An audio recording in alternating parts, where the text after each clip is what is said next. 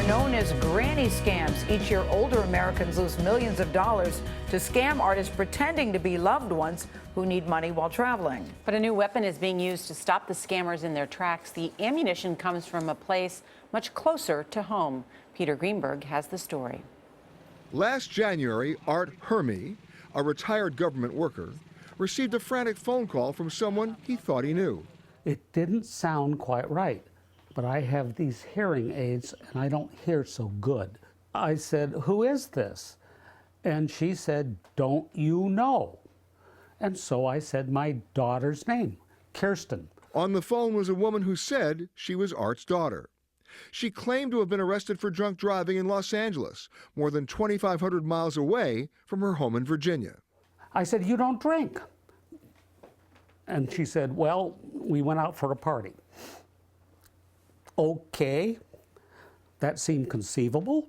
Despite his initial doubts about her, the woman on the phone, his so-called daughter, sounded desperate. And they wanted $3,000 to drop the charge. reckless charges.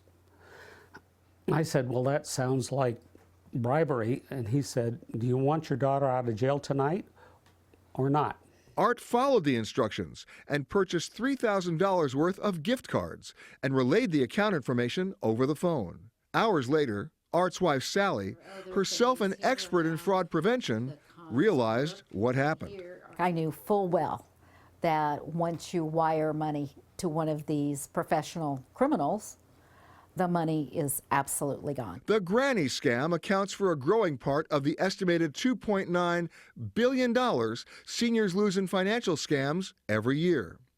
Scammers now use social media to zero in on their potential victims. They often strike during school holidays and target seniors whose grandchildren are traveling and posting details of their trip. One of the key components of these scams is the notion of long-distance travel. Now, law enforcement in one state has decided to battle these scammers much closer to home.